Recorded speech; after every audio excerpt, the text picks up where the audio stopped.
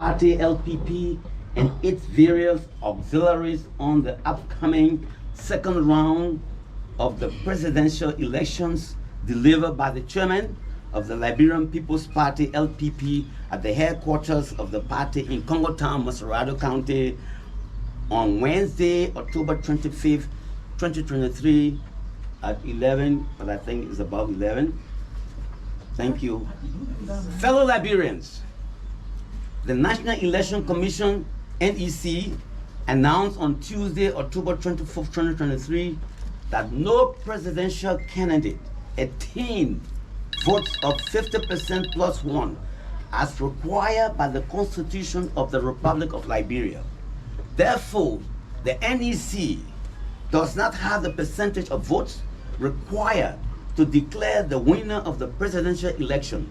However, the results show that the Liberian electorates voted for 2 of the 20 presidential candidates virtually on an equal basis. The 2 presidential candidates are from the current ruling party, the Coalition for Democratic Change, CDC, and the former ruling party, the Unity Party, the UP. The Liberian people will be going to the polls again to vote for the 2 remaining presidential candidates in order for the NEC to declare the winner of the presidential election.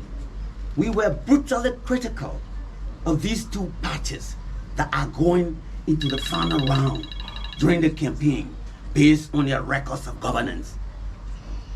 6 years, 12 years respectively. Despite our critical views of the 2 parties preferred by the Liberian people, or Liberian voters, our party, the Liberian People's Party LPP, must make a decision whether to tell our partisans to remain neutral or to choose one of the candidates based on broad consultations conducted with our partisans and members of the various auxiliary groups in Liberia and the diaspora that supported our presidential candidate, Councillor Tiawonse Gonglo, and his running mate, Dr. Imayoke Yure Yakpaulu. We have decided to support one of the candidates in the presidential election. It was difficult to reach this decision because we ran on a campaign based on a platform for the transformation of Liberia into a better country. Our platform was summarized into what we refer to as 10-point agenda for a better Liberia. Among other things, the 10-point agenda for a better Liberia calls for strengthening the rule of law, combating corruption, beginning with publication of assets and salaries of government officials, conducting quarterly lifestyle audits, dismissing and prosecuting those found to be corrupt, taking bold and measurable steps to provide free, compulsory, and quality education to Liberian children from kindergarten to 12th grade, eliminating adult illiteracy and providing technical and vocational education to high school dropouts and graduates in order to prepare them for employment. Our platform also provides for improving our health sector and making all government hospitals and clinics freely accessible to pregnant women, children under the age of 5, and all Liberians at age 65 years and above, mechanizing rice production throughout Liberia, and establishing public work stations in the 15 counties to keep the highways and farm-to-market roads maintained throughout the year. Why? Gradually paving them, as well as giving tax incentives to investors for companies that locate their factories 50 miles away from Monrovia. Our determination as a party to transform Liberia is symbolized by the broom, the symbol of the Liberian People's Party LPP. However, we were told by the Liberian people that our platform and our presidential candidate were good. But this is not our time. Wait for 2029. They repeated everywhere we went. Whatever it was in Liberia, outside of Liberia, that's what we were told. You are good, but wait for 2029. We are choosing one of the parties based on our expectation that the party that we choose to support will do the following in the first 100 days of its administration. 1. Take measurable steps to improve the rule of law through strengthening the law enforcement and the independence of the judiciary. 2. Publish the asset declaration of all officials of government along with their salaries and benefits. 3. Increase the salaries of civil servants, including police officers, nurses, military and paramilitary, teachers, janitors, etc. 4. Begin quarterly lifestyle audits of officials of government in the executive branch. 5.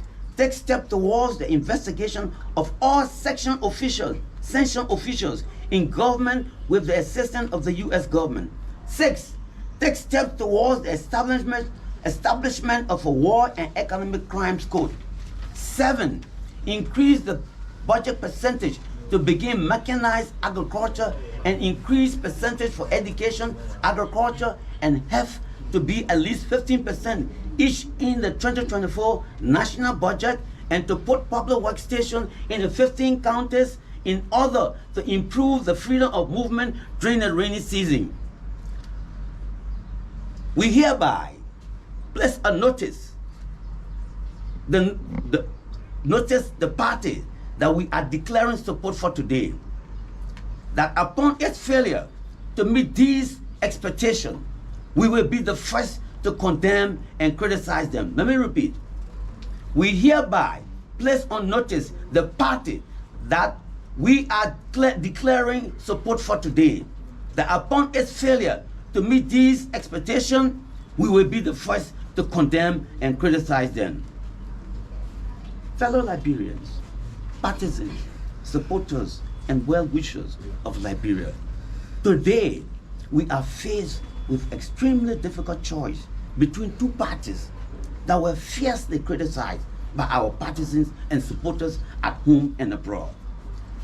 From the broad consultations that we have conducted among our partisans and supporters at home and abroad, as well as our conclusion that the party CDC in power placed Liberia in a virtual intensive care unit, we hereby declare that our party will support the only opposition UP that was chosen by the Liberian people to compete with the ruling party CDC.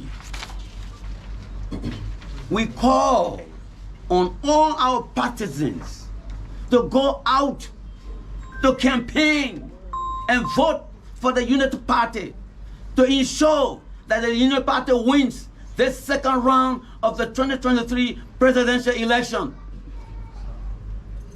LPP says government is the place to serve, not to steal. LPP says government Liberia is a better Liberia is possible. I thank you. Amanda. Wait. Amanda. Wait. Amanda. Wait.